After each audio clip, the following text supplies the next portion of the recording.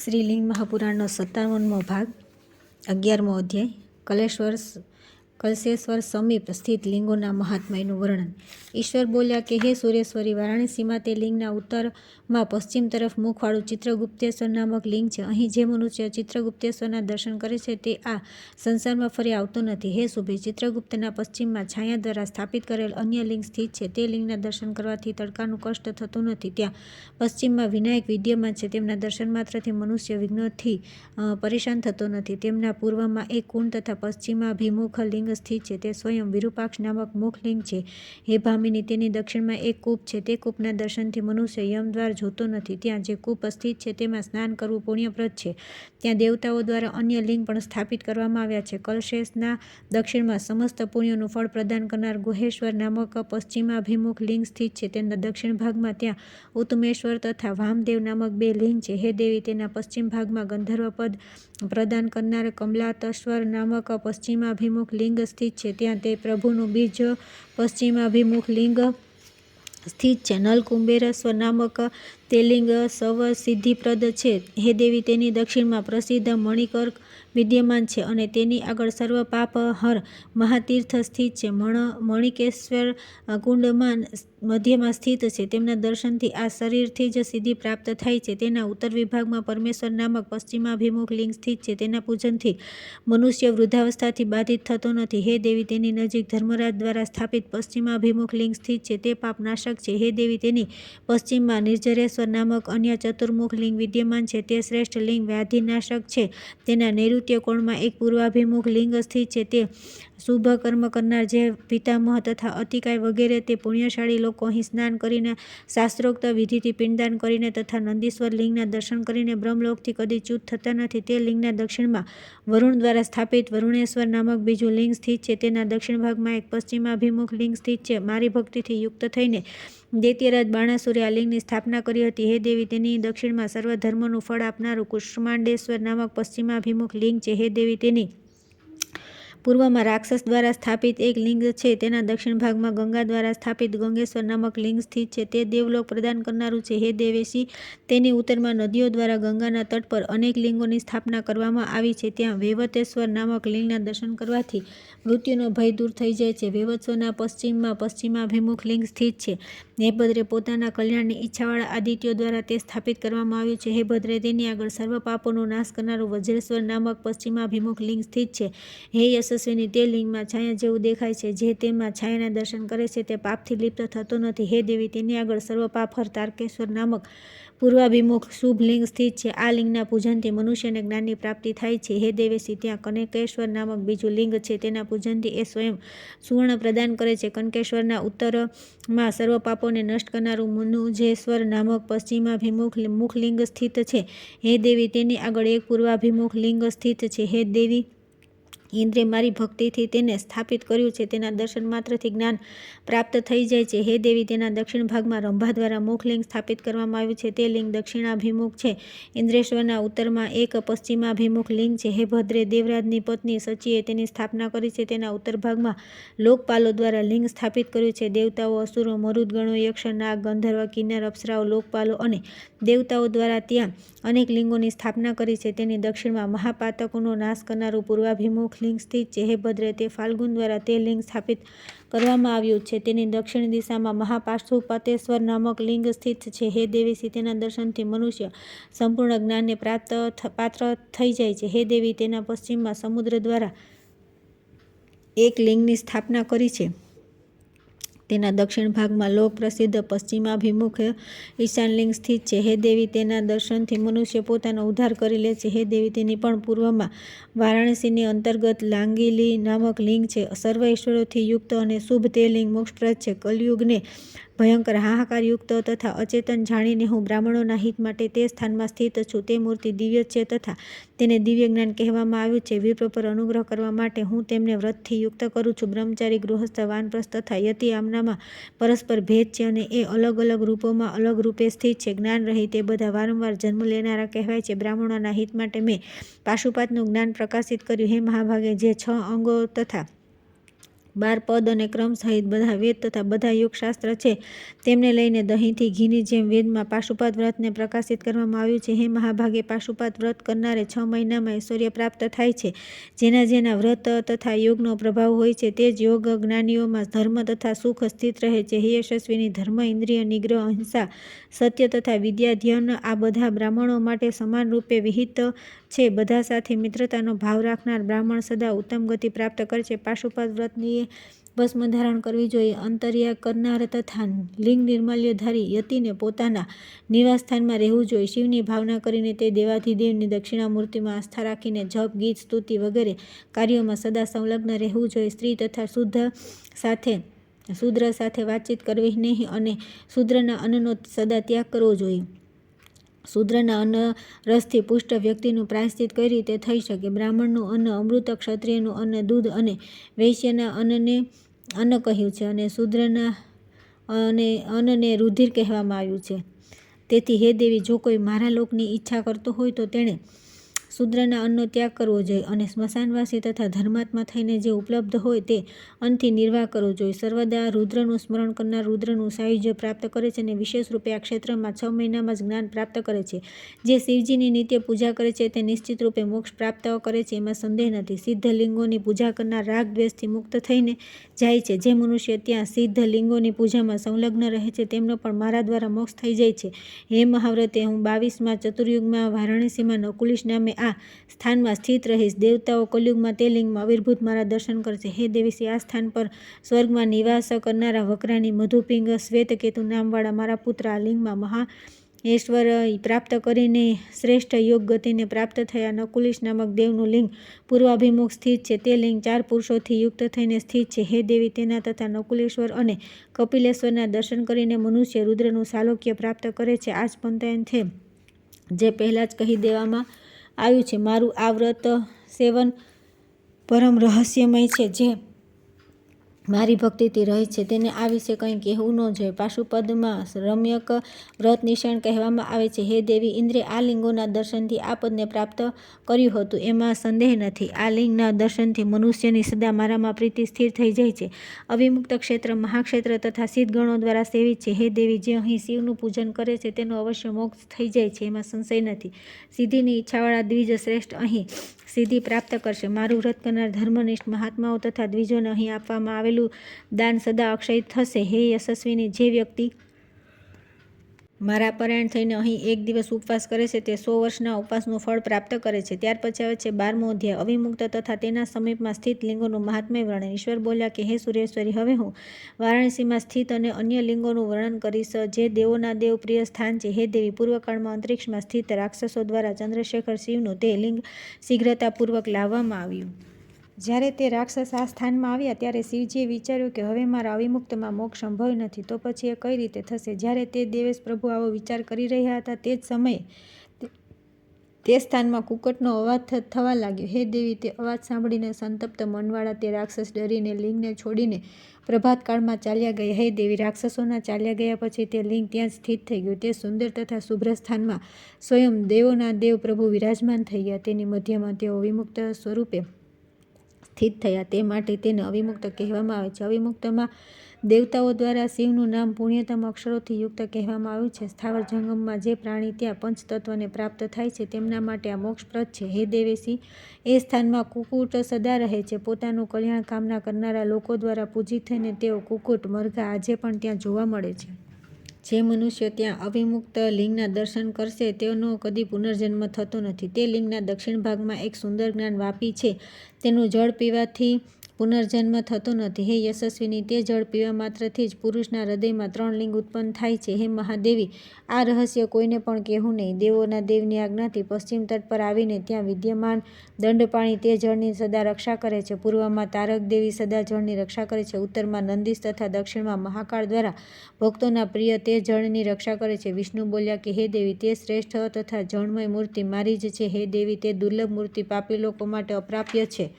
જેમણે તે જળનું પાન કરી લીધું છે તે ધન્ય છે અને તેમનામાં તારક જ્ઞાન ઉત્પન્ન થઈ જાય છે, એમાં સંશય નથી. તે વાપીના જળમાં સ્નાન કરીને, દંડ પાણીના દર્શન કરીને, ત્યારબાદ અવિમુક્ત લિંગના દર્શન કરીને મનુષ્ય ક્ષણભરમાં કૈવલ્ય પ્રાપ્ત કરે છે. અવિમુક્તની આગળ પ્રીતિકેશ્વર નામક પશ્ચિમાભિમુખ લિંગ સ્થિત છે, તે શાશ્વત પ્રીતિ પ્રદાન કરે છે. અવિમુક્તની ઉત્તર દિશામાં જ એક પશ્ચિમાભિમુખ લિંગ સ્થિત છે. હે દેવી, તે પણ અવિમુક્ત છે તથા મોક્ષેશ્વર નામે પ્રસિદ્ધ છે. હે દેવેશી, તેના દર્શનથી મનુષ્ય જ્ઞાની થઈ જાય છે. તેની ઉત્તર દિશામાં પાપીઓના ભયનો નાશ કરનારું વરુણેશ્વર નામક ચતુર્મુખ લિંગ વિદ્યમાન છે. તેની પૂર્વમાં યજ્ઞોનું ફળ પ્રદાન કરનારું સુવર્ણાક્ષેશ્વર નામક મુખલિંગ સ્થિત છે. તેની ઉત્તરમાં પુણ્યદાયિની ગૌરી સ્વયં સ્થિત છે. તે દેવીના દર્શનથી પરમ સૌભાગ્ય પ્રાપ્ત થાય છે.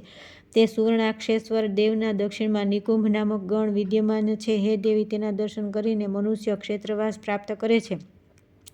ત્યાં જ પશ્ચિમ દિશામાં વિનાયક સ્થિત છે. તેમના દર્શન માત્રથી મનુષ્ય વિઘ્ન ટળી જાય છે.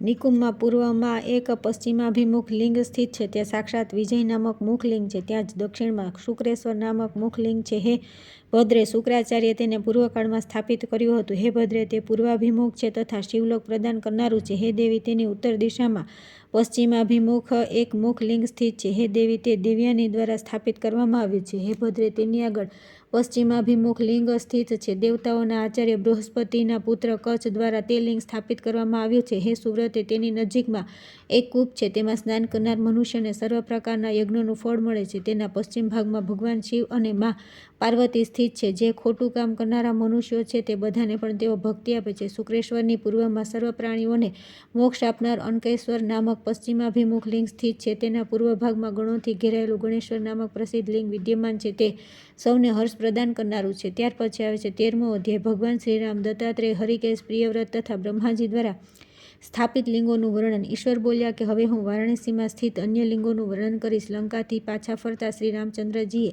એક લિંગની સ્થાપના કરી છે. તેના દક્ષિણ ભાગમાં સર્વપાપહાર ત્રિપુરાંતક નામક પૂર્વાભિમુખ લિંગ સ્થિત છે. તેની દક્ષિણ દિશામાં મહર્ષિ દત્તાત્રેય દ્વારા સ્થાપિત એક લિંગ છે. હે દેવી, તે લિંગના દર્શનથી જ્ઞાન પ્રાપ્ત થઈ જાય છે. તેની પશ્ચિમ દિશામાં હરિકેશેશ્વર નામક શુભ લિંગ છે. હે દેવી, હરિકેશે ત્યાં મારી આરાધના કરી હતી. હરિકેશેશ્વર લિંગ સર્વપાપ હર છે. તેની પશ્ચિમ દિશામાં ગોકર્ણ નામક પ્રસિદ્ધ તીર્થ વિદ્યમાન છે. હે દેવી, ત્યાં સ્નાન કરનાર મનુષ્ય ચંદ્રમા જેવો સુશોભિત થાય છે. હે સુવ્રતે, કાશીપુરીમાં ઉત્તર તરફ સર્વ સિદ્ધોને અનંત ફળ આપનારા પશ્ચિમાભિમુખ લિંગ છે. તે દેવોના દેવની આગળ દેવ વિસ્તૃત તળાવ છે. હે દેવી, ત્યાં સ્નાન કરનાર મનુષ્ય ચંદ્રમા જેવો પ્રકાશમાન થાય છે. હે ભદ્રે, તેની પશ્ચિમમાં મારી ભક્તિથી યુક્ત દેવતાઓ દ્વારા સ્થાપિત પૂર્વાભિમુખ લિંગ છે. હે દેવી, તેની આગળ એક કુંડ છે. તેમાં સ્નાન કરનાર દેવલોક પ્રાપ્ત કરે છે. દેવેશ્વરના ઉત્તરમાં પૂર્વકાળમાં પિશાચો દ્વારા સ્થાપિત પિશાચેશ્વર નામક લિંગ છે. તે સર્વ પ્રાણીઓને મોક્ષ પ્રદાન કરે છે. હે દેવી, ધ્રુવેશની આગળ પશ્ચિમાભિમુખ એક મુખલિંગ સ્થિત છે. તે લિંગ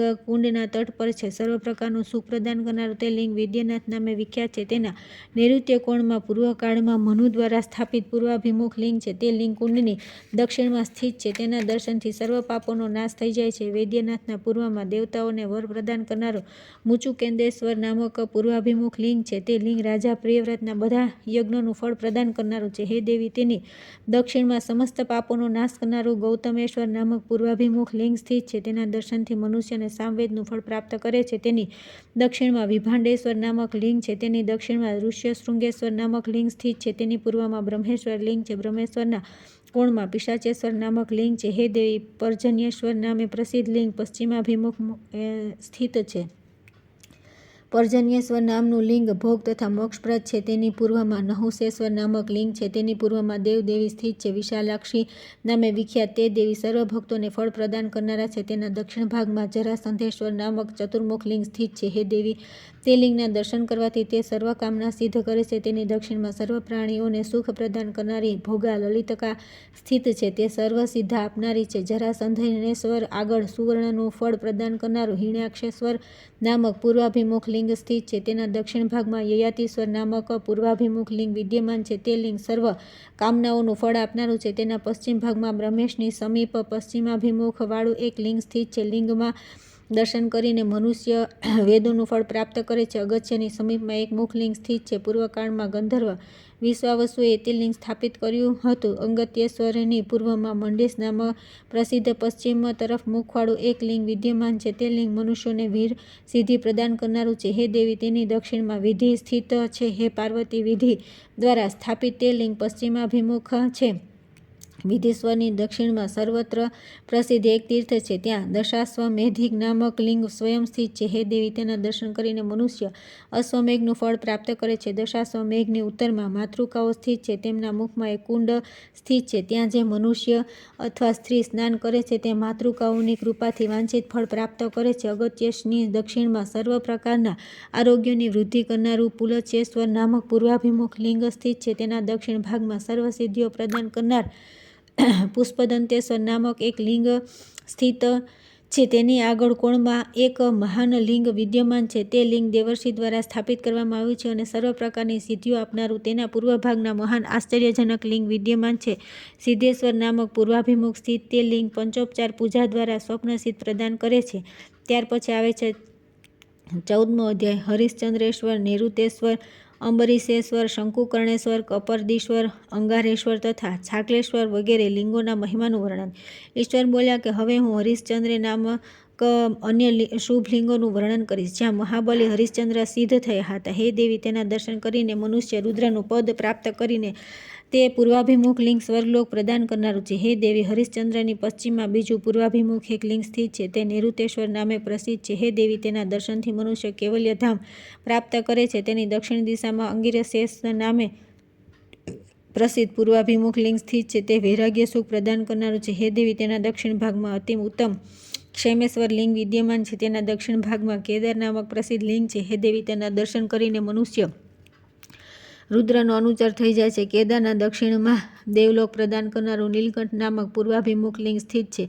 તેના જ વાયવ્ય કોણમાં અમરીશેશ્વર નામક શુભ લિંગ સ્થિત છે. તેની દક્ષિણ દિશામાં કાલંજર નામક દક્ષિણાભિમુખ લિંગ સ્થિત છે. તે સર્વ પાપહર છે. તેના દક્ષિણ ભાગમાં લોલાર્ક નામક સૂર્યદેવ વિદ્યમાન છે. તેમના દર્શન માત્રથી મનુષ્ય સૂર્યલોક પ્રાપ્ત કરે છે. લોલાર્કના પશ્ચિમ ભાગમાં તથા ક્ષેત્રના શિખર પર મનુષ્યોના હિત માટે દુર્ગા દેવી સ્થિત છે. હે દેવી, દુર્ગાના પશ્ચિમમાં પૂર્વાભિમુખ લિંગ સ્થિત છે. તે લિંગ મહાત્મા આસિદ્ધ દ્વારા ભક્તિપૂર્વક સ્થાપિત કરવામાં આવ્યું છે. શુષ્ક નદીના નામથી શુક્રેશ્વર લિંગ પણ બતાવવામાં આવ્યું છે. શુક્રેશ્વરના પશ્ચિમમાં જનકેશ્વર નામક લિંગ વિદ્યમાન છે. હે મહાભાગે, જનક દ્વારા ભક્તિપૂર્વક તેને સ્થાપિત કરવામાં આવ્યું છે. હે શુભે, તે લિંગ પશ્ચિમાભિમુખ છે. તેના દર્શનથી મનુષ્ય વ્યથારહિત થઈ જાય છે. હે દેવી, તેના ઉત્તર ભાગમાં શંકુકર્ણેશ્વર નામક લિંગ સ્થિત છે. તેના દર્શન માત્રથી મનુષ્યના વ્રતની સિદ્ધિ થઈ જાય છે. શુક્રેશ્વરના ઉત્તરમાં સિદ્ધેશ્વર નામક પશ્ચિમાભિમુખ લિંગ છે. તે કુંડના તટ પર જ સ્થિત છે. ત્યાં કુંડમાં સ્નાન કરીને તથા સિદ્ધેશ્વરના દર્શન કરીને મનુષ્ય સમસ્ત સિદ્ધિઓથી પાર ચાલ્યો જાય છે.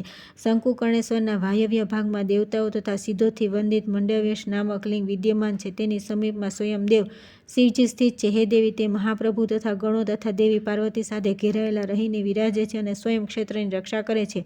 દેવના ઉત્તર ભાગમાં એક મુખલિંગ છે. તે પૂર્વાભિમુખ છે. ત્યાં જ ઉત્તર ભાગમાં છાગલેશ્વર નામક પશ્ચિમાભિમુખ લિંગ સ્થિત છે. તે સઘળી સિદ્ધિઓ આપનારું છે. તેની પશ્ચિમમાં અન્ય લિંગો સ્થિત છે. કપિદેશ્વર નામક તે ઉત્તમ આયતન લિંગ સર્વકામનાઓને સિદ્ધ કરનારું છે. હે દેવી, તેની પૂર્વમાં સઘળા પાપનાશક હરિતેશ્વર નામક પૂર્વાભિમુખ લિંગ સ્થિત છે. તેની દક્ષિણમાં કાત્યાનેશ્વર નામક લિંગ સ્થિત છે. તેના દર્શનથી મનુષ્ય સમસ્ત યજ્ઞોનું ફળ પ્રાપ્ત કરે છે. તેની પાસે જ અંગારેશ્વર નામક બીજું લિંગ વિદ્યમાન છે અને ત્યાં અંગારેશ્વર નામક તળાવ પણ છે. તેની દક્ષિણમાં સર્વ તીર્થયાત્રાઓનું ફળ પ્રદાન કરનારું મુરુકેશ્વર નામક લિંગ છે. પશ્ચિમાભિમુખ તે લિંગ કુંડીની સામે સ્થિત છે. તે કુંડ પાસે છાગલેશ્વર નામક લિંગ વિદ્યમાન છે. તેના દર્શનથી યોગેશ્વર્ય પ્રાપ્ત થાય છે. ત્યાં અન્ય સેંકડો હજારો લિંગ સ્થિત છે. અનેક હોવાથી મેં નામ કહ્યા નથી. પૃથ્વી પર આ સ્થાનમાં 7 કરોડ લિંગ છે. તેમના દર્શન માત્રથી ક્ષણભરમાં અજ્ઞાન દૂર થઈ જાય છે, જ્ઞાન પ્રાપ્ત થઈ જાય છે. હે વરાનને, મેં સંક્ષેપમાં તમને કહ્યું છે. વિસ્તારથી 100 કરોડ વર્ષો પણ કહી શકાય એમ નથી. મેં આપને આ સિદ્ધ લિંગો, કૂપ, પવિત્ર સરોવર, વાપી તથા કુંડોનું વર્ણન કરી દીધું. જે એકાગ્રતાપૂર્વક આ કુંડ વગેરેમાં સ્નાન કરે છે તથા લિંગોનો સ્પર્શ કરે છે તે સંસારમાં પુનઃ પ્રવેશ કરતો નથી. હે શુભે, પૃથ્વી પર તથા અંતરિક્ષમાં જે તીર્થ છે તેમનામાં જે શ્રેષ્ઠ છે તેમનું વર્ણન કરી દીધું. હે દેવી, મેં પાપનાશક તીર્થયાત્રાનું પણ વર્ણન કરી દીધું. જેણે આ પ્રમાણે કરી લીધું તે અવશ્ય મુક્તિનો ભાગી થાય છે.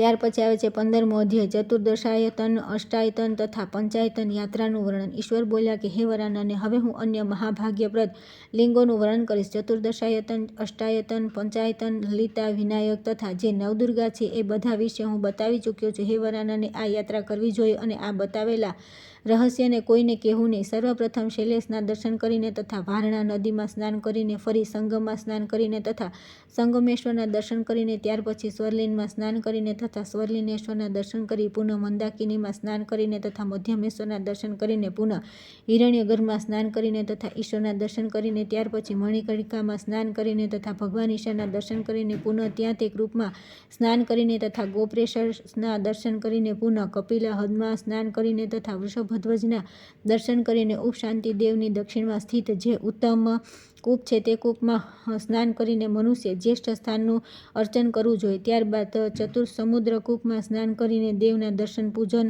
કરવા જોઈએ. દેવની આગળ સ્થિત કૂપના જળથી સ્નાન કરીને દેવે શુદ્ધેશ્વરનું અર્ચન કરવું જોઈએ. ત્યાર પછી દંડખાતમાં સ્નાન કરીને વ્યાદેશનું પૂજન કરવું જોઈએ. ફરી શૌનકેશ્વર કુંડમાં સ્નાન કરીને આ લિંગનું અર્ચન કરવું જોઈએ. જંબુકેશ્વર નામના લિંગના દર્શન કરીને મનુષ્ય સુખ દુઃખના સમુદ્રરૂપી સંસારમાં પુનઃ જન્મ લેતો નથી. પ્રતિપદાથી આરંભ કરીને કૃષ્ણ ચતુર્દશી સુધી ક્રમથી આ મહાન ચતુર્દશાયતનને સંપન્ન કરવું જોઈએ. હવે હું ઉત્તમ અષ્ટાયતનને બતાવીશ. હે દેવી, તેના દર્શન કરીને મનુષ્ય લાંગલીશના સ્થાન પર જવું જોઈએ. હે દેવી, તેમના દર્શન કર્યા પછી અષાઢીશનું અર્ચન કરવું જોઈએ. હે દેવી, અષાઢીશના દર્શન કર્યા પછી ભારભૂતેશ્વર પાસે જવું જોઈએ. તેના દર્શન કરીને ત્રિપુરાંતક દેવની પાસે જવું જોઈએ. હે દેવી, તેમના દર્શન કરીને નકુલેશ્વરની પાસે જવું જોઈએ. ત્યાર પછી નકુલેશની દક્ષિણમાં સ્થિત ત્ર્યંબકની પાસે જવું જોઈએ.